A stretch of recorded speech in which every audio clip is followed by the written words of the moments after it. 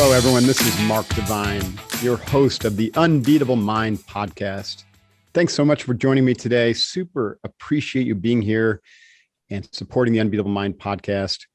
It really helps if you rate the podcast, mine and my guest, by the way. That's how other people find it. So we have over 1,000 5-star reviews, really heading toward 20 million downloads. And it's just very useful and helpful if you share the podcast, subscribe to it, and rate it. Now, I'm super stoked to talk to Greg McKeown today. Greg and I met, 4 or 5 years ago when his outstanding book, Essentialism, came out. Essentialism, the disciplined pursuit of less. Fantastic read. We may get into a little bit of that today, but that's not the focus of our podcast today. Greg has done it again.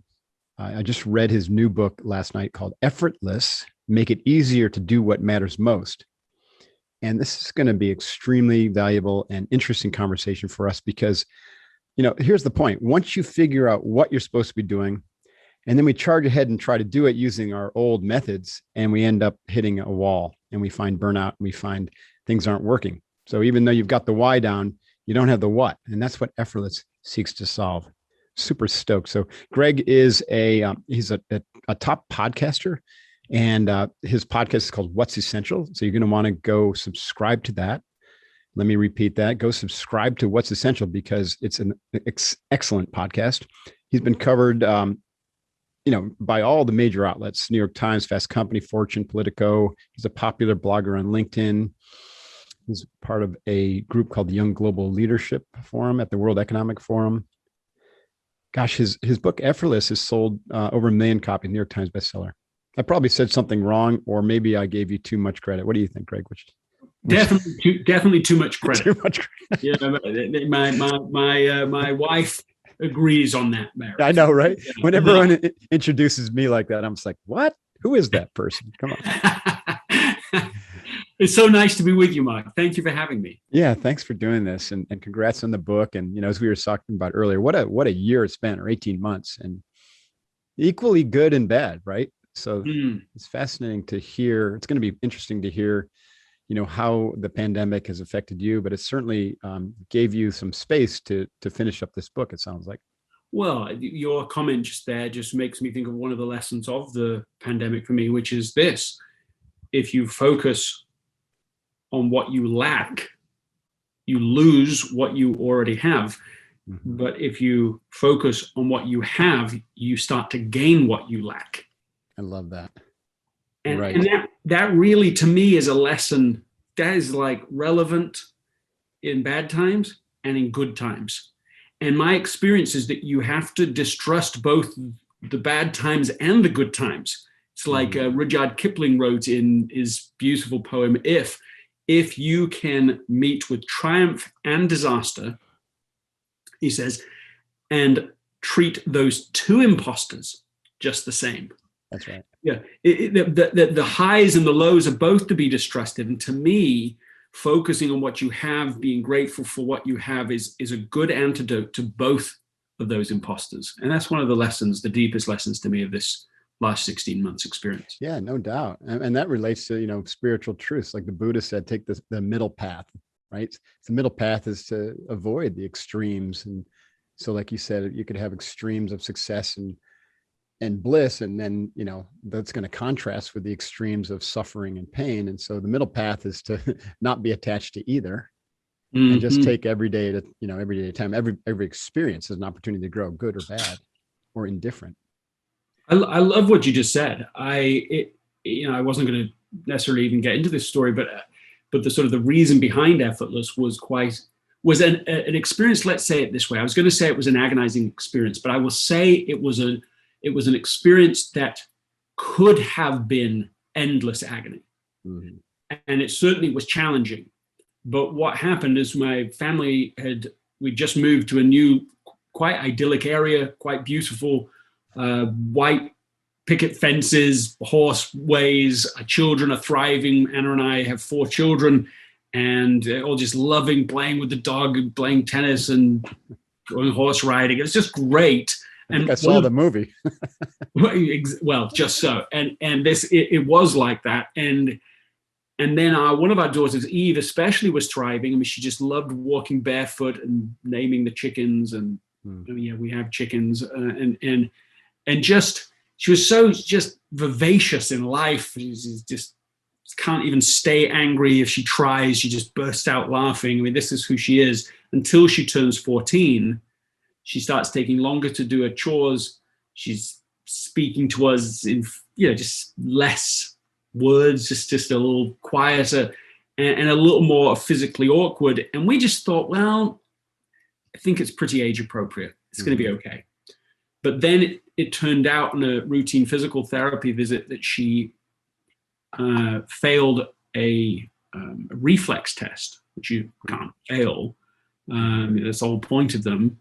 And this therapist just said to Anna, she just said, look, you just take Eve to a neurologist. They just don't want to alarm you, but they just would do that precaution. Well, it turned out that what we were seeing as sort of age appropriate were in fact symptoms of what very rapidly became a crazy situation of her capability just being lost on a daily basis. Wow. No way. So she went from being, everything I've just described, writing in a journal, voluminously, reading endlessly. She didn't stop talking for like an hour once when I took her on a trip with me, a business trip, to like one-word sentences, monotone, no emotion. The right-hand side of her body just stopped. Basically, we're certainly slower, working slower than the left. Personality gone. Took her 2 minutes to write her own name, hours to eat a meal, and on and on. And it's like just rapid free fall of capability. There's total slow motion. And every neurologist we met with was saying the same thing, which was, one of them just like shrugged his shoulders. He's like, I have no idea what's happening, because all the tests came back in the normal range. And so we are watching our daughter go from being picture of health to, a shell of her former self. And then it just gets to the point where the light almost goes out altogether. And we have no idea what to do about it. Wow. And in the midst of this, really, they're like these two paths to choose between. I didn't have words for it at the time, but now I would call them like the heavier path or the lighter path. Mm-hmm. The heavier path is one where, yes, you're relentless in working, you're consumed in the work, that would be heavier, but also you start blaming, complaining, focusing on what you're lacking, what you wish was different, what you can't control. And we just realized quite early on, if we took that path, we wouldn't be in a state that would allow us to know what to do and how to help her and how to get the right results for her. And so we just discovered that there was this alternative path where we could just, for example, be grateful in everything that happened, everything, good things and bad things. We could laugh together. We could focus on what we could control. We would get around the piano and sing. We would eat dinner together. There was a different way of doing life. Mm-hmm. Right. And out of that different way came, that kept us in a certain state of hope, even in faith in our, spiritual life. It helped us to trust God, to trust that we weren't alone. All of that gave us, I think, a place to discern best what to do next. And directly out of that came answers and solutions. And it's been a 2-year journey. And I don't want to tempt fate in saying I think we are now out of it, but she is, as time of this conversation, back. And it was in the midst of that experience that I was actually, there was a phrase came to my mind in the midst of the darkest times, or the most challenging times, and the phrase was, "She will find what is lost." Mm-hmm. Based on a painting beautiful of the same name.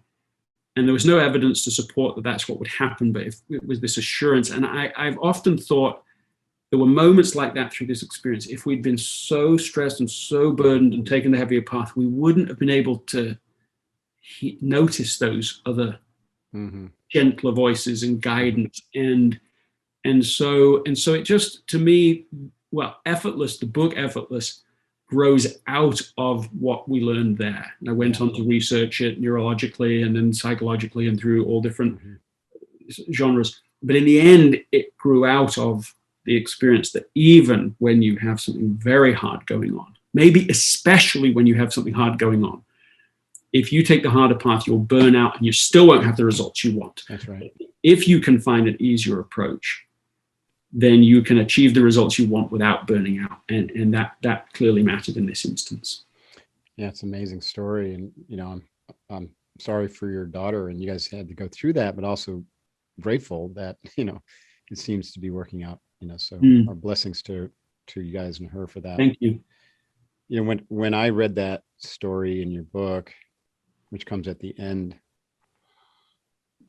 I was thinking, you know, this heavier path and lighter path is a very spiritual principle that, right, if we contract into the negative energies, you know, we call it feeding the fear wolf. If we contract into that, yes, then we shut down the flow of life force. And life force is a combination of life energy, intelligence, healing, love, forgiveness. It's all the positive qualities that we possess as human beings. So when you shut that down and you contract into fear and shame and guilt and victimization, then literally you're cutting yourself off from that, and you're cutting yourself off from information that could lead to, you know, the right things, right? The right, asking better questions.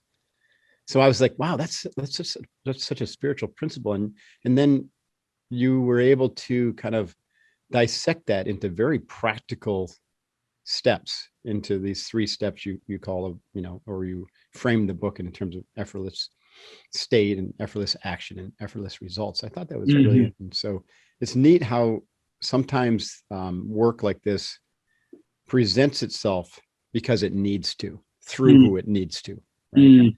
Or through who's got the capacity or the life experience to be able to bring it out in the world. I think my book is very similar, or my work is similar to that. Like, I don't sit down and say, oh, I'm going to write another book about leadership. It's more like it just kind of comes out. You know, it's a manifesting process. Yeah, it's a manifesting process. It needs to be written.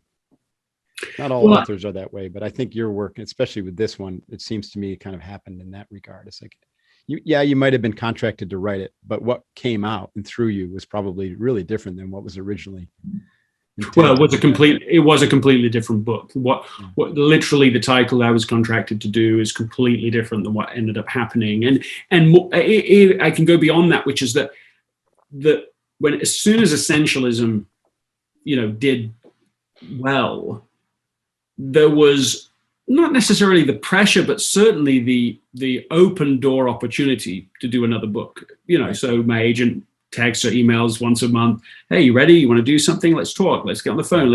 It was there. But I felt, and I actually wanted to go through the door, but I felt sort of little promptings and tappings going, nope, not yet, just wait.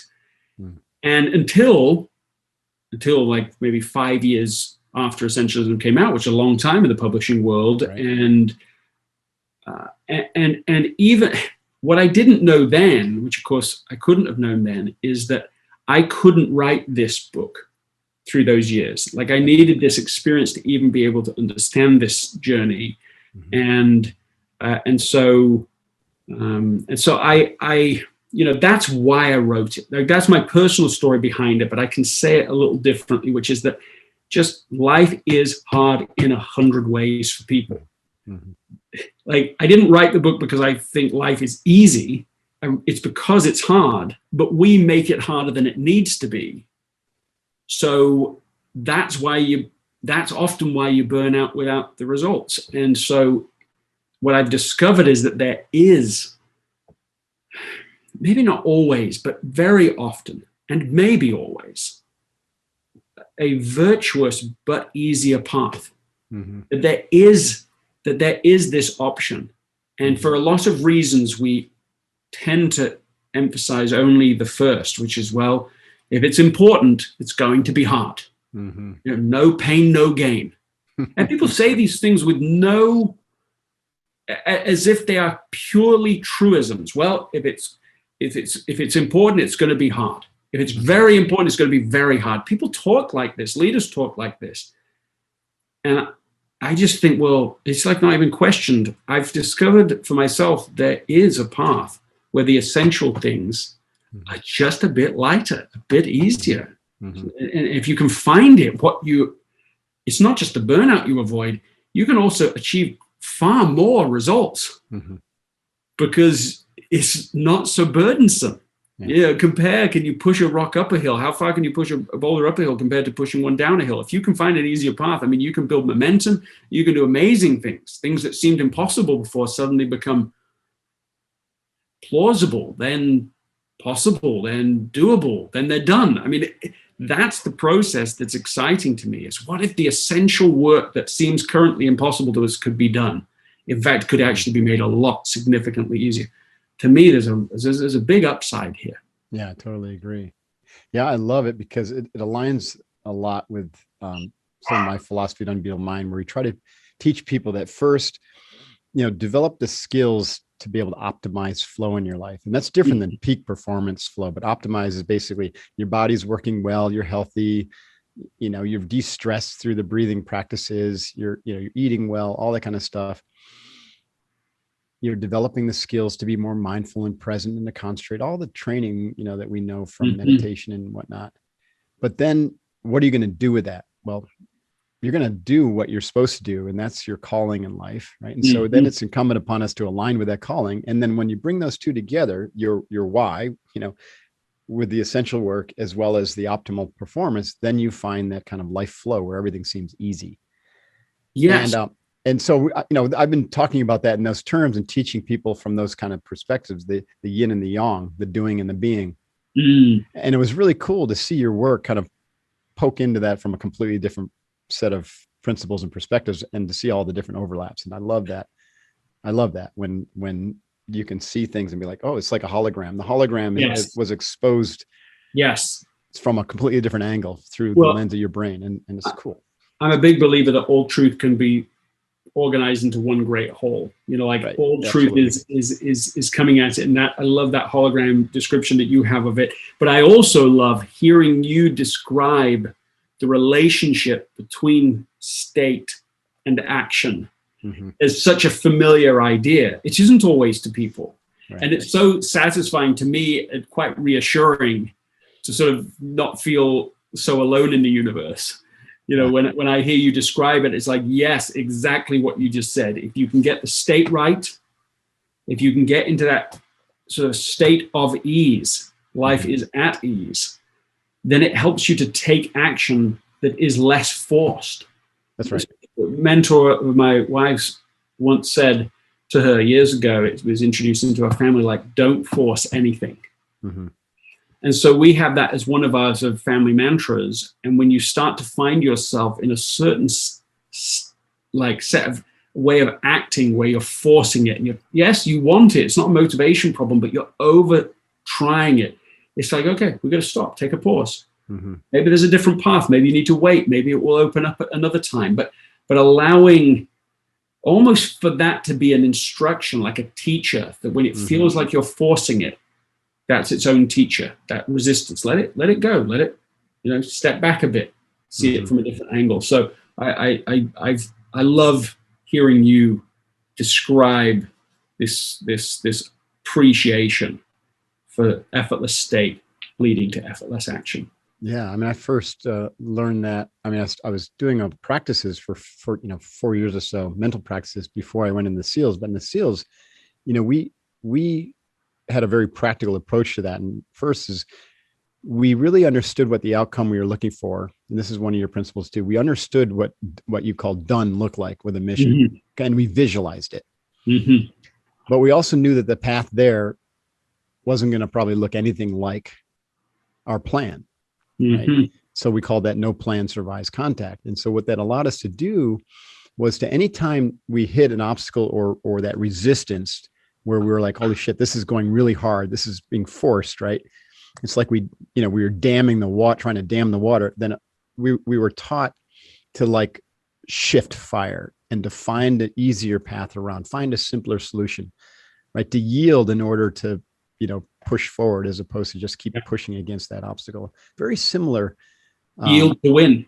Yeah, yield to win, and to constantly find a way or make a way instead of just to push against the one way that you thought was the way. So I want to build on that. I know you've got more, but I want to just pause on this. I was just talking to somebody who spent years in special forces, and they made a distinction between what they called, now you'll correct the phrase, but like the big green machine or something like that they were talking about, just for the sort of the soldiers in the military, right? Conventional military, right? And then special forces, and they made this distinction that, like, in special forces, there's a lot of attention given to trying to find an easier strategy, which seemed counterintuitive, because I think most people's sense outside of the military would be just, this is just about force. It's just about, we've got more force than you've got, and then we win. And it's like, no, not at all. And especially as you move up into the elite forces, it's like exactly not that.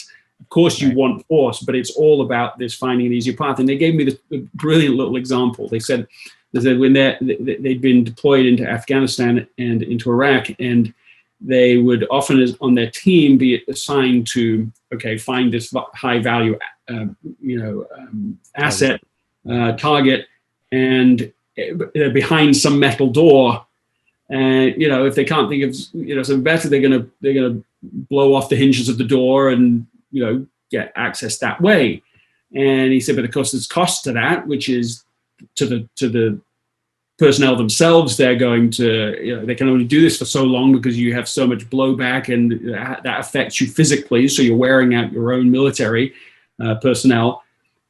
Also, of course, you've got a big hole in the door. You can hurt people that are innocent on the other side. You can damage the person you're trying to find. You let the whole area know that you're there, so that increases your risk, all of these things. And then somebody on his team said, who's a son of a carpenter, literally said, look, if you could get me like a small hydraulic drill, I can just get the hinges off here in like 2 minutes. There's no blowback, there's no sound, there's no anything. It'll just totally work. And I love that example because it illustrates the difference between this, just through force versus like, no, there is a smarter, easier path. And to try and train the mind to ask the question, how could this be effortless? That's right. Just even to explore that. Sometimes maybe there isn't one, or maybe it isn't one immediately, or maybe you just put a little effort and you're going to get the thing the way you've normally done it. But what I have experienced myself on this journey is that most people aren't asking that question. Right. So they can't find that answer. And by asking a new question, how can this be effortless? You suddenly find that there are strategies that you didn't know existed that are present before you, just like the hydraulic drill and the hinges. Yeah, I love that. I have a fun story around that, but I'll frame it up with the quality of the solution depends upon the quality of the questions. And anytime we're trained or conditioned, to do things a certain way, that word conditioning, speaks volumes, because you become conditioned to think that's the only way. Yes. And then you stop asking different or better questions. My fun story is I had a friend, I was supposed to go to the first Persian Gulf War Desert Storm, but it ended before we got there. Right. It was one of the beautiful ones that was short and sweet. Right. And, but I had a lot of good friends over there, and one of them, Tommy Dietz, was running an op to confuse the Iraqi military on the coast into thinking that there was going to be a big amphibious invasion. And so they were, meant to, their job was to swim all these haversacks into shore. The haversack is, C4, which is an explosive. But the problem was the water was like 110 degrees and it was full of sharks. And, it would have been extremely challenging to bring the amount of demo they had to bring in to the shore. And they were like really puzzled how they couldn't bring boats in because they would have been compromised, and they had to swim this stuff in at night, and they just couldn't figure it out. And one of the young, new members of the SEAL team was a Southern California guy. And he said to the team, he's like, hey, you know what?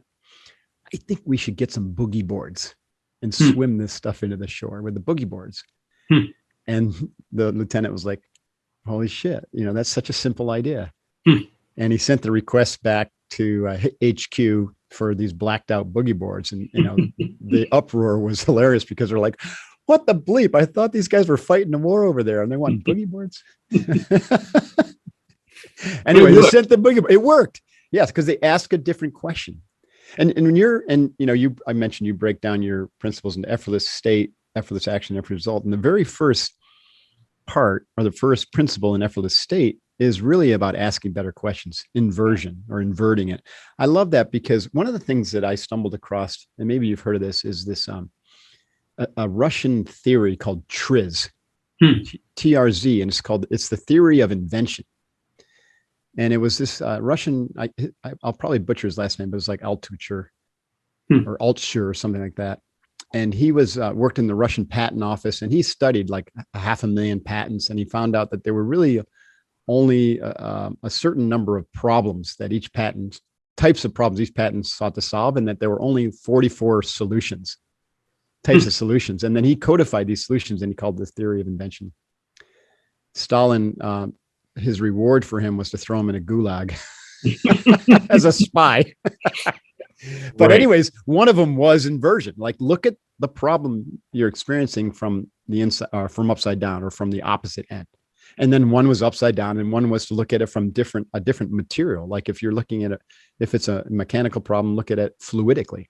It's really brilliant, actually. Right.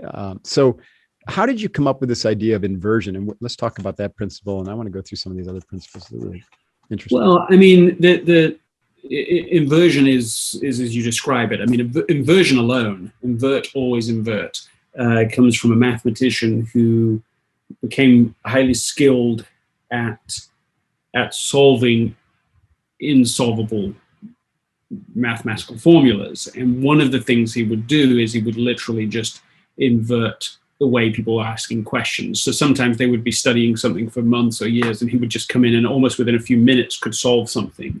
And it wasn't because he was better at mathematics or that he understood the problem better, but that he was asking, an upside down question. Right. I'm applying it just, specifically, just to this question. What's the easier way to do this? Is there an easier way? What might easy look like? And I've had, fortunately, now the book's just been out just a few days, and already, actually, it's been quite surprising to me how many people have either reached out to me or commented on social media that they're reading it the second time. That really surprised me. Mm-hmm. And some of the people that have commented are talking about things they've done with the inversion question. Anyway, I can go through those examples. But one I came across for the book that I liked is a woman who was a manager at a university, and she's at BYU, and she's in charge of these different groups, including videography in her department. She's the type of person who, she says, if I'm not exhausted, I'm not doing enough. Right. She's the type of person who's up till 4 a.m. in the morning, photoshopping for her youth group at church the next morning. Like, no one is asking for this. This is just internally, this is how she tries to solve problems a certain way.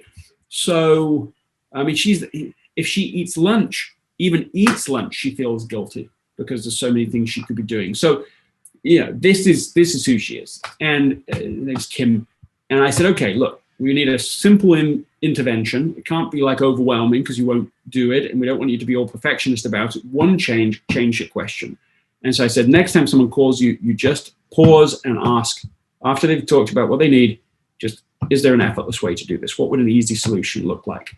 And so the next time professor calls, says, look, I need you to video this semester.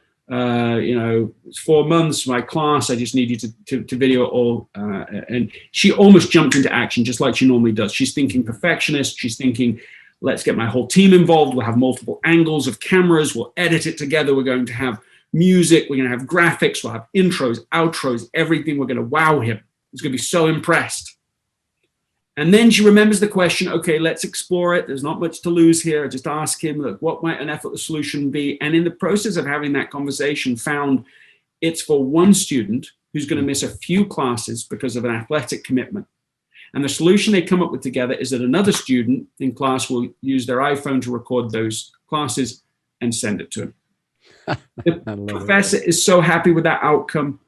And she hangs up the phone. It's been a 10-minute call that saved her 4 months of time for a whole team of people. And she really could hardly believe that. It was just like so different. And that's what the inversion helps us with, is that instead of saying, well, if what got me from point A to point B was 10 units of effort, so to get from point B to C is another 10 units, you say, well, hold on, what if there's a different way of doing this? And what if you're trying to get to Z and you're like, well, that takes 1,000 units? It's like, well, that's fine. That's one way to do it. But what if there's just an alternative, a creative solution you haven't thought of yet? What if could this be effortless? What might the effortless path be? It opens up your creativity, the possibilities, and suddenly what seemed impossible is possible. I love that. I'm excited to have Headspace sponsoring this podcast. Most of my clients, they have trouble disciplining themselves to meditate, just to sit down and meditate. It definitely helps to have some tool or a guide. And I've looked at a ton of meditation apps. The one that has stood out as the simplest and the best for me is Headspace. So one of the things I love about Headspace is that they're scientifically backed. They have studied it, and they know that just 30 days of using their app can lower your stress by 32%. And just 4 sessions can reduce burnout by 14%. That's incredible. Headspace is shown to cut aggression to negative feedback by 57%. And they say that you can be 28% less sad in just 10 days of use. How cool is that? They study this stuff. It's a simple to use, very fun, very easy app. You can use it for mindfulness, for breathing exercises, even to get that incredibly important sleep. You deserve to feel happier and to improve your mind. And Headspace is the meditation app made simple. Go to headspace.com/unbeatable. That's headspace.com/unbeatable for a free 1-month trial with access to their full library of meditations for every situation. It's the best deal that they have. It's offering. This is the best deal they've ever offered. Go to headspace.com/unbeatable. Booyah. Got a unique sponsor for this episode. It's another podcast, one that I've been on actually, the Jordan Harbinger Show. This is a podcast you definitely should check out since you're a fan of high quality, fascinating podcasts hosted by interesting people, which Jordan certainly is. His show covers such a wide range of topics through weekly interviews, heavy hitting guests, and there are a ton of episodes you'll find interesting since you're a fan of this show. I would recommend you check out the episode by Ray Dalio, number 491, The Changing World Order. That guy's fascinating. Or number 506, Tim Grover's The Unforgiving Race to Greatness. Or Sam Harris's 509, Making Sense of the Present Tense. Some great subjects and guests. There's an episode for everyone, though no matter what you're into. The show covers stories like how a professional art forger somehow made millions of dollars while being chased by the feds and the mafia. Jordan's also done an episode about birth control and how you can alter the partners we pick, and how we're going on and off the pill can change elements of our personalities. That's fascinating. The podcast covers a lot, but one constant is his ability to pull useful pieces of advice from his guests. I promise you'll find something useful that you can apply to your own life, whether that's an actionable routine change that boosts your productivity, or just a slight mindset tweak that changes how you see the world. Well, I really enjoy the show, and I think you will as well. Just so much here. Check out jordanharbinger.com/start for some episode recommendations, or search for the Jordan Harbinger Show. That's Harbinger, Harb as in boy, IN as in Nancy, GER, on Apple Podcasts, Spotify, or wherever you listen. That's it. Check it out and enjoy the show. Thanks, Jordan. Yeah. I'm pleased to have Organifi as a sponsor for this podcast. Organifi is a line of organic superfood blends that offer plant-based nutrition with super high-quality ingredients. I love this stuff. Each blend is scientifically backed, and they have ingredients that are fully organic, free of any fillers, contain less than 3 grams of sugar per serving. I love their Organifi green juice especially. It's got essential superfoods, a clinical dose of ashwagandha, which helps reduce stress, support healthy cortisol levels. I also enjoy their Organifi Gold, which is a tea that supports rest and relaxation and helps you wake up feeling refreshed. Each blend is easy to use. Just simply mix it with water or your favorite beverage. Drink it on the go. Don't compromise quality for taste either. They take pride in offering the best tasting superfood products on the market at a price that works out to less than $3 a day. That's nothing for your health. You can experience Organifi's high-quality superfoods without breaking the bank by going to Organifi.com. That's ORGANIFI.com/unbeatable. Use the code UNBEATABLE for 20% off any item in the store. Again, that's ORGANIFI.com/unbeatable. Use the code UNBEATABLE for 20% off your order. Booyah. In a way, those types of questions are levers, right? So if you're trained and, we're habituated as humans to think in this linear cause and effect, timeline, which is pushing the rock uphill. And a good question like that can be a lever that, throws the rock over the hill. Mm-hmm. And also you can look at it from the metaphor of the hologram that we talked about earlier, right? A good question penetrates the hologram from a different angle, which then exposes to you new, images, new opportunities, new insights. When I was young, 10 years old, I had my first job. Mm-hmm. And it was delivering papers, right? The paper route. And I could get paid about £1 for about an hour's worth of work. It was hard work. In England, you can't just throw a paper on the doorstep. You have to put them through these little mailboxes. They're tiny. I think I've seen those. Yeah, absolutely unfit for the job, because these papers, some of them, especially like the Telegraph or the Guardian or the Times, they're just massive. And on the weekend, it's just, you cannot push these things through. And it's just, and I would my bike would almost tip over doing it. So, okay, fine. So I did it for a week or two. And it's just like, okay, I can work 6 hours to earn £6, right? Now we have it. Now, if you stay in that mindset, you start to say, okay, well, if I want to earn £25 to go and buy these pair of tennis shoes that I want, okay, now how many hours do I have to work? That's a certain way of thinking about the problem. And I think this happens to a lot of people, that they get fixated in a certain, as you say, cause and effect.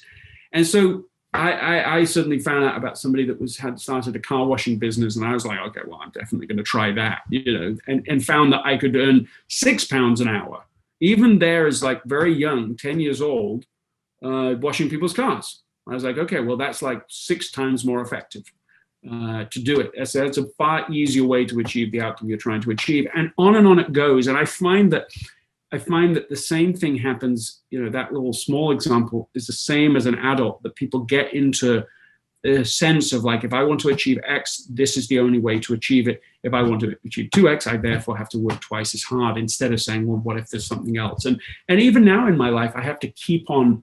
One of the biggest shifts actually for me personally in writing it Effortless was this mental shift between linear results and residual results, mm-hmm. Mm-hmm. where it's not a new term to me, but I just discovered how the ratio is wrong in my life. The difference, right? Linear results, you put in effort once, you get paid once. It can be financial in the way I'm now illustrating, but of course it can be in any kind of result you want. You put in the result once, the effort once, you get results once. And when you stop doing that, it stops. Exactly. So mm-hmm. you stop doing it, it will stop happening. So it's an everyday thing. You decide, if you decide you're going to exercise every day, you're making a linear decision. You just every day having, well, am I going to, and when am I going to? And it's exhausting. And if you stop asking the question, then you'll stop doing it. The residual results are, you put in the effort once, you build the system once. Maybe it takes a little more effort to build it up front, but then it works for you, mm-hmm. for potentially for forever, but certainly many, many times over. Mm-hmm. And what I noticed, there were things in my life that were residual, right? Writing Essentialism is residual. That's residual income, but also residual impact. Mm-hmm. Or every day, people from around the world reach out, email, just read Essentialism. It's been impact. I just wanted to talk to you about it. That's amazing to me. I'm not writing Essentialism, but the impact is being had. So I love it. But I just discovered that the ratio was still way too much in favor of linear work. And actually it grew out. I mean, I don't know how to share this without sounding self-serving, but I was like, okay, I'm done. I'm done with just doing keynotes. I'm going to have an online academy that exists, that we can keep building and improving and growing, but that if I literally died tomorrow, it would exist, that it could go on and on. And so that is literally why we built essentialism.com. And so it's brand new actually, but is just a place where we're going to keep building content that works residually. Mm-hmm. And I just think that shift, it's like for anybody listening or watching this, the life changes the day you say, I'm going to see in every action I take how I might make it residual. Mm-hmm. Every shift, a podcast, right? You're doing this podcast. A podcast is a residual mechanism. Yes, you're doing it each week, each episode, but it exists for so long afterwards. We could be having the same conversation on the phone. We'd still benefit in the moment, but that would be the end of the impact. If you can build a system as you have, it goes on and on. It can be 1,000 times. It can be 1,000,000 times. The downloads can keep happening. It can happen for years. That's the multiplication effect once you get into residual results. And that to me has been a big eye-opener. Residual results compound upon themselves too. So the more things that you can get that are residual, then the more the compounding effect is. And then, to kind of close off this discussion about state, if you can learn, or if you can do things that you can enjoy that have a residual effect, or if you can learn to enjoy things and reframe them or reshape them so they have residual effect, then you're getting some serious effortless state. Yes. What are some of your ideas for how to learn how to enjoy something, especially for someone who says, well, I'm just doing a job, I don't enjoy it? Yeah. Well, I mean, look, there's three stages in this, like 3 stages in doing what's essential. People often do know what's essential in their life. They'll say, okay, health matters to me, my key relationships matter to me, these key projects are things I want to do. Like they can make that list quite quickly. But then they often think the more important it is, the more of a chore it has to be. They just sort of see that relationship. So there's 3 stages. You can see the essential work as a chore. You can see it and develop it as a habit. And people think those are kind of the 2 options, but there's a third, and that's like to build it into a ritual. Mm-hmm. A chore we already get, right? That's like, okay, I'm doing it. I don't really want to do it. I don't enjoy doing it, but I'll just do it anyway. That's a chore. By definition, we don't want to do that. A habit is pretty much like you've taken a chore and you now just done it so often, you don't really have to think as much about it. So it's become easier through repetition. So that's good. That is clearly an asset. You don't have to use as much mental attention on it because it's routine and it's built in there. But then there's this other thing, and this is most often people use the term habit and ritual interchangeably, but they're not the same thing. Mm-hmm. Ritual is different to habit. Habit is what you do. Ritual is how you do it. Ritual is it's like it's like you enjoy the experience itself. Mm-hmm. A ritual is a habit with a soul. I love that. I was going to say that a ritual has almost a sacred feeling to it. Like yes. You would not breach or skip a ritual because it's that important to you. And it's something that it's meaningful in and of itself. So what you're doing is you bridge or you reduce the gap between action and outcome. Because many of our essential things we're doing now, but we're doing them because in the end, there's an advantage. We exercise today because we want to live longer. We want to be healthier 6 months from now. A ritual is something that it doesn't take away from those long-term advantages. It just means that the act of doing it becomes enjoyable in and of itself. And I mean, there's so many examples of this, but in my family, we used to have terrible time after dinner getting people to clean up. We have great dinners, We have all sorts of rituals in dinner that make it enjoyable. We like to be together. We laugh a lot together. We do toasts to each other. We do cheers that we've come up with. We tell stories. I mean, it's a very rich experience. We don't get it great every time. Sometimes it's a disaster, but this is good. But afterwards, oh my goodness, I tell you, our children, they talk about turning into seals or something. They're just suddenly silently gone. It's just like everyone is gone. And it's like, where did they go? They're like, I'm just cat and mouse. I'm bringing them back. Look, you got to clean up. It's not okay. You got to do this and the lectures and nothing's working about this. So we say, okay, first of all, we say, how can we make it more effortless? We do a few things that we think will help. We're going to divide up responsibilities. We're going to make sure that seems about fair. Everyone can choose. They can buy into the piece they want to do.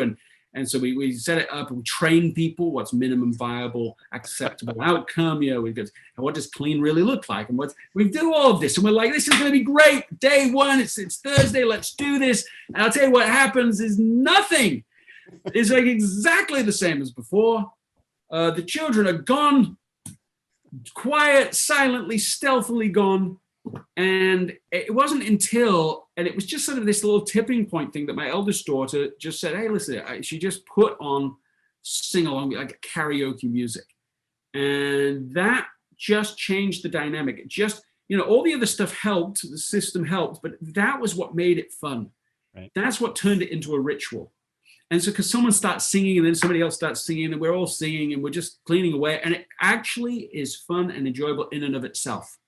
And look, maybe that doesn't work for everybody, but for us, that is a distinction between it's no longer a chore, it's no longer a habit, it's a ritual. And I just grabbed some video of it and put it on Instagram just like recently because I thought people aren't going to believe that this really works with 4 teenagers, but it does.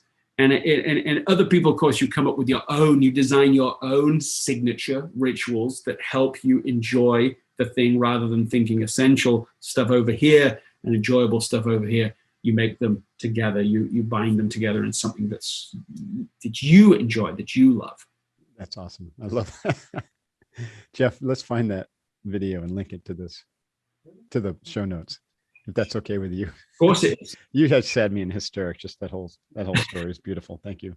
So let's talk about, let's shift to effortless action. And I know we've already covered some of these principles just in our dialogue, but so many people have difficulty taking action because they don't really know how to define the action, the outcomes, and then they really don't get started. They don't know how to start effectively, so they end up right. And I think those two, actually the principles you outline, I know we don't have time to go on them all, but just so the listener can know, but define, start, and then simplify, and then prioritize and pace. I love all these. But how do we define it and start it? Let's see if we can get through that quickly. I love that. Define what done looks like. Right. If you don't know what done looks like, you can't get it done. Like you can't be done. This is like the Navy SEALs visualizing the outcomes that are acceptable. Yes. I like that. Visualize acceptable outcome. Right. Knowing what done look like simplifies in and of itself. Mm-hmm. When I say, hey, I've got to write a book, or write my book. That's vague. What does it mean? Here's what done looks like. I have sent a chapter to my editor, and she has said in email, this is great.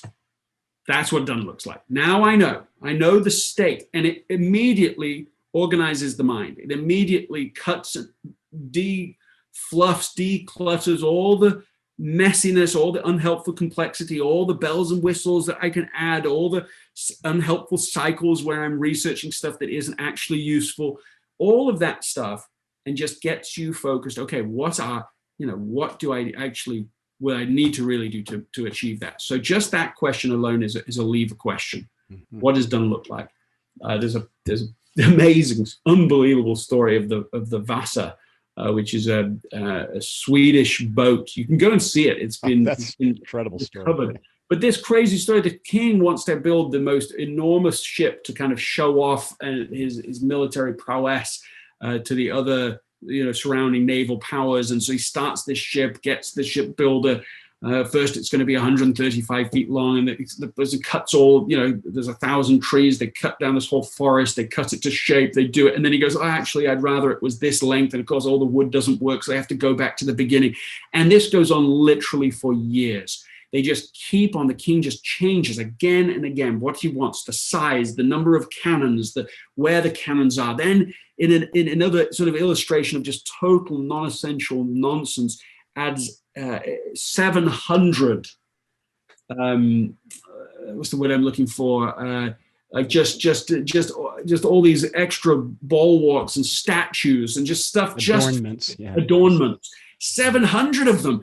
And so this is like, actually, apparently one of these decisions kills the original ship maker. Like, it just heart attack oh on my God. his assistant ship builder becomes now in charge of it. And again, the years just keep going by, and this finally, the day arrives, not, I might add, for the completion of the ship, no, but for showing the ship off to a set of VIPs.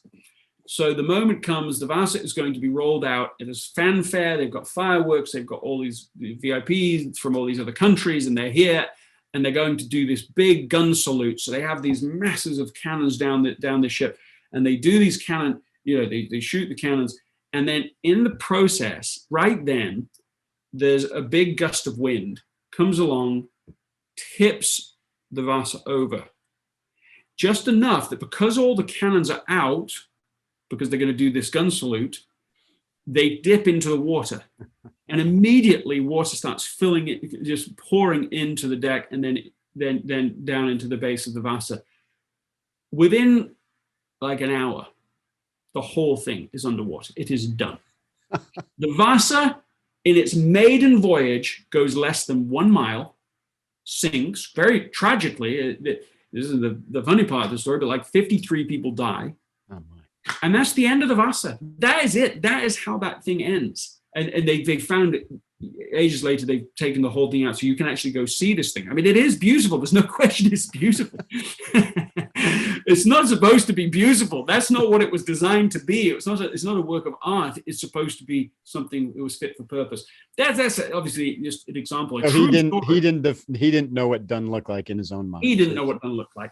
So no one else could know what done looked like. And they just kept on adding and adding all these just frills and these extra things. And so one very simple way to make action more effortless is just to define that. What does done look like? And as soon you can ask that in the next meeting you're in, somebody wants to talk about something. Hey, what does done look like? How will we know when the project is done? In your own goals, don't say, oh, I want to exercise, specifically. Don't say I want to lose weight.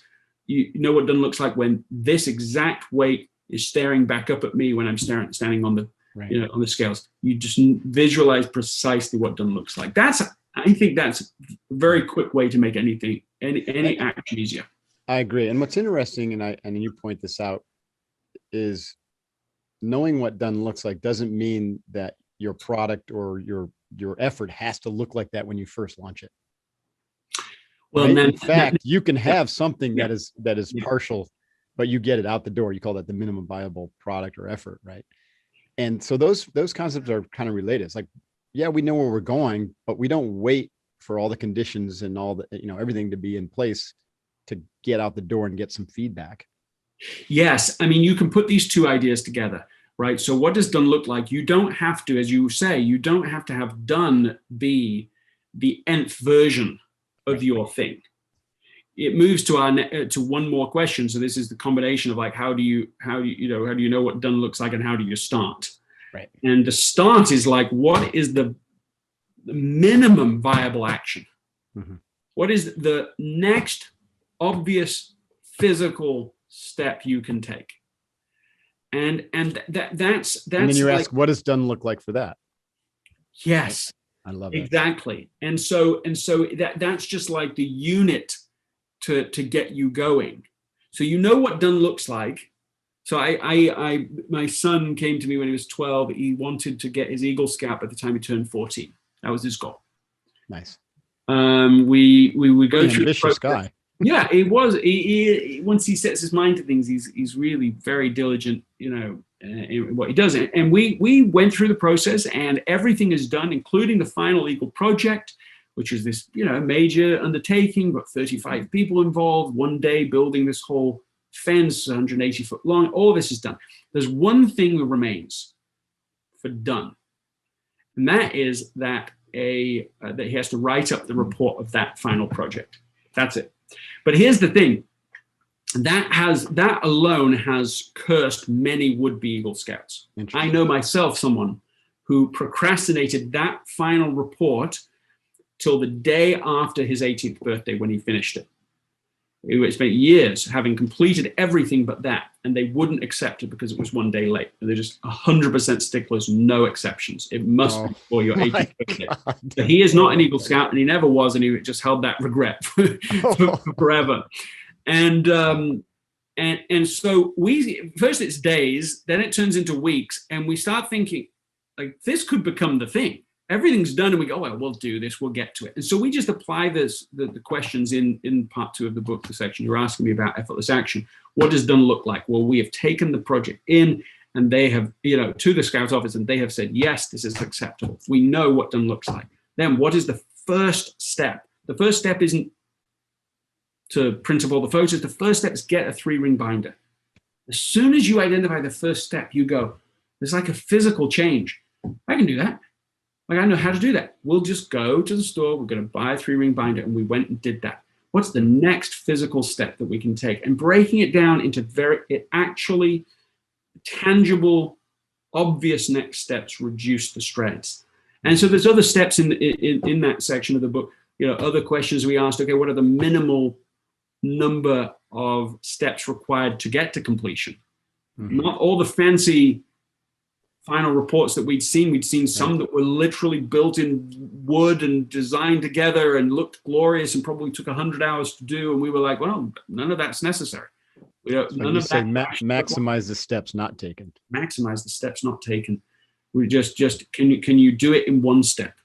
Right. Can you not even looking at other people's glorious things and simplifying it. Start from 0. What is the minimum I need to do to actually get this done? And we did get it done. And these questions, that section of the book, literally helped us to do it. And he got his equal 1 week before he turned 14. I love that, because that could really break through people who suffer from perfectionism, which is a lot of people listening to this, including myself, used to suffer from that, because we always think that everything and every step has to be like this maximal effort, and it doesn't. And in fact, this was in this very good example, this write-up was just the last step of a very long project, which he had already done an exceptional job on. And so to have that hold you up, that's right. Like in the case of the 18-year-old, to not do it just because you think you're afraid that you can't be perfect on that. Exactly. Perfectionism is one of the clearest ways that we make life more difficult than it needs to be. I when I started the podcast, when I started the What's Essential podcast, there was a very deliberate choice, and it actually was uncomfortable for me. And that was, do you, Greg, have the courage to be rubbish on this podcast? Are you willing to be rubbish? Because, and that's not false modesty, like for real. Like, it was the middle of the pandemic. I've got no recording equipment. Oh, well, we found a microphone that was terrible. You couldn't buy any equipment anywhere. Like, nothing was open, nothing was available. You couldn't buy a proper microphone. I didn't know how to do it. I didn't know how to use Zencastr. I didn't know how to do we didn't know anything. It was an overwhelming idea if we tried to be perfectionist about it. And so the choice, the biggest choice was like, are you willing to be rubbish? Just start. And by being willing to be rubbish and to learn, it meant that we learn, instead of learn to do, you do to learn. Mm-hmm. And what's interesting about that, I have to admit that I've been a little uncomfortable with that. It started in, not a year ago yet. So we're sort of 10, 11 months, whatever. I felt uncomfortable almost the whole time, because I've struggled with a feeling of like, you're kind of failing at this. You're just not doing this the way you would sometimes do things, where you just pay attention to every detail and want to get it all, beautiful and perfect. And literally just like 2 weeks ago, the podcast became a top 10 podcast in self-improvement on Apple. Nice. And then last week, top 5% of self-improvement on Apple. And those were like the kind of the first piece of good news since we started it in one sense. Right. And it was because, but that we would never have had that. There was someone else I talked to on the same week that I started What's Essential podcast.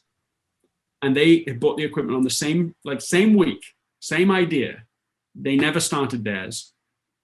And now we are here, and What's Essential is starting to become something, starting to not be a failure. But that's the thing, the courage to be rubbish, to start and to progress and not worry about perfection and not having to pretend that you know all the answers and that you've got it all sorted out. We don't admit it. It's messy, but you'll make progress. And that has started to happen now. I love that. Fail forward fast is what we say. Yeah. Failure is not an option, because when you fail forward fast, then all you have is just successive learning moments. A friend of mine did it. John is eliminated. Sorry, I didn't mean to interrupt you. It's okay. Go ahead. John Acuff just did you should have him on here I think he'd be terrific. He wrote a book called Soundtracks. Yes, Soundtracks by John Acuff. And basically he's saying you have to rewire the soundtracks in your head from all the negative things to more positive things. One of the soundtracks he came up with was this: you either have success or you get a story. I love that. I love that one-liner, and it just builds what you were just saying. It's like you try, and if you fail, you get a story, and you're going to need to have some stories along the way. Right. One of ours in the SEALs was either you're a winner or you're a learner. Oh man, I like it. In which case you're a winner. Yeah. Oh man, we are running out of time, but I want to move to results and just talk about one of the core principles, and I'll summarize them for the listeners. Effortless results come from learning how to learn. And you mentioned aptly that teaching is one of the best ways to do that. Lifting, or that was actually under the lifting, use teaching as a lever. Automating. And I think, that's key. And I love how technology is allowing us to automate. Trusting and preventing mistakes before they happen. But I think trust is one of the most critical ones. So let's talk about trust and how trust plays into effortlessness. And yes. And then we'll kind of close on that. Look, here's the simple thing. When trust is high, everything is easier. When trust is low, everything is harder. And everybody knows those two things are true. Yeah. When you have a relationship and the trust is low, I mean, you can literally barely send them a text or you a text without it causing huge discomfort for everyone involved. Everything's hard. I used the metaphor in that chapter of like oil in an engine. If you don't put oil in your engine, you don't notice it at first, but as it starts running low, all those different parts in your engine start to grind against each other. So everything is creating friction and hard. And if the oil goes to zero, the engine will completely stop working, and basically you've damaged it too. And that's like the metaphor for your level of trust in a relationship that you have. As you increase the trust, everything is easier. It starts to flow together. It works together. And there's just two specific things I identified there to help people with building, higher trust so that you can get more results without pushing harder. And the first is to hire high trust people. Work with people you trust. If you want a high trust relationship, work with high trust people. Warren Buffett used three things, the 3 I's, to choose who he works with. Integrity, number 1. Intelligence, number 2. Initiative is number 3. He says if you don't have integrity, the other 2 will hurt you. So that's the most important one. I love these 3 criteria. I use them now all the time. When I'm trying to evaluate, I explain them to people directly, for people that already work, in my organization. Like, these are the 3 things. Integrity, you're going to try and do the right thing, whether someone's looking or not. Intelligence, you're going to figure things out. But then this initiative, which is where someone's thinking for you. They're not waiting to be told. I'm looking for people that are 9 or 10 out of 10 on all 3. And when I find them, which is easier to do now that I have the criteria, I have somebody now working with me. He anticipates so much. He just figures it out.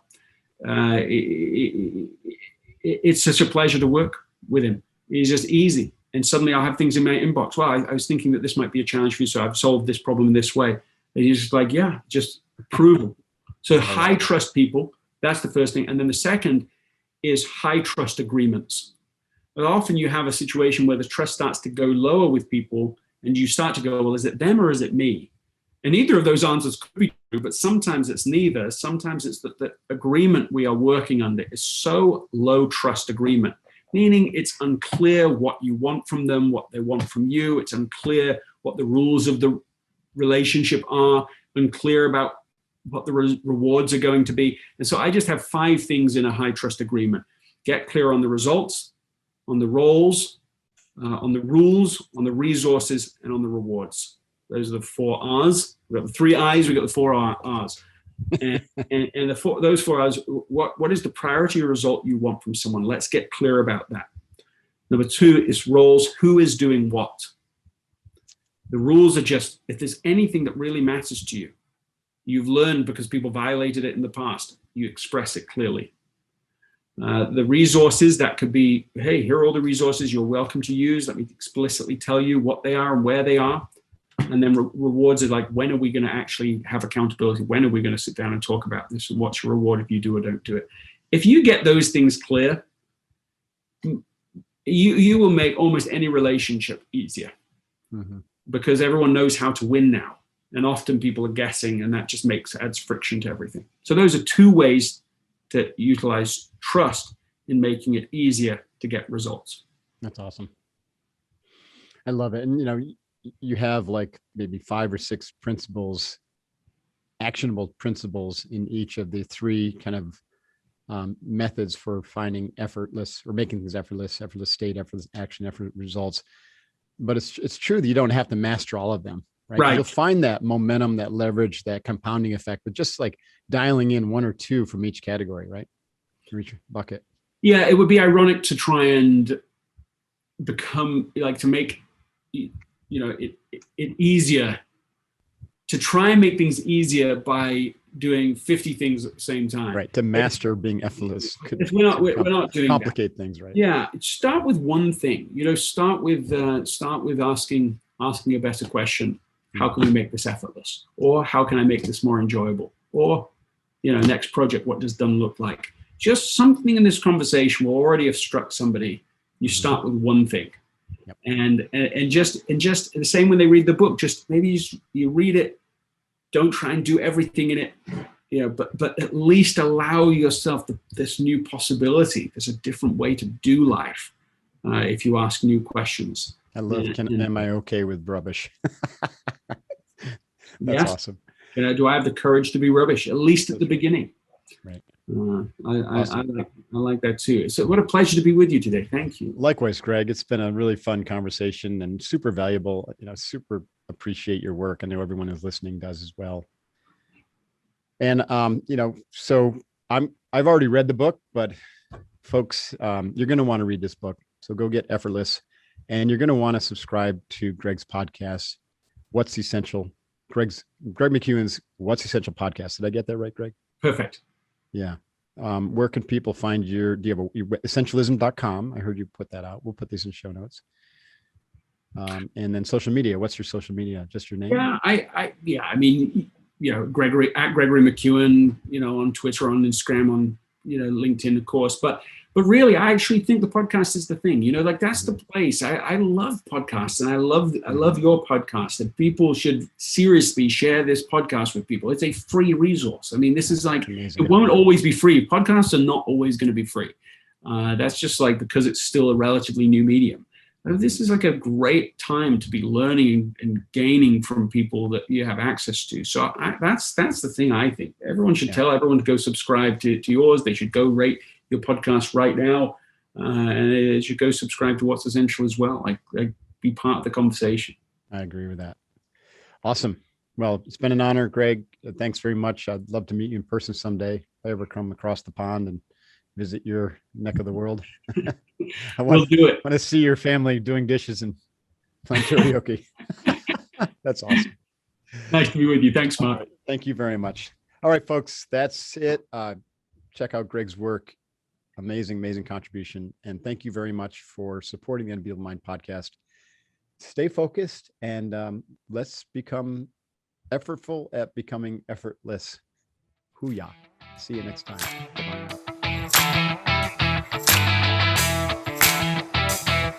now.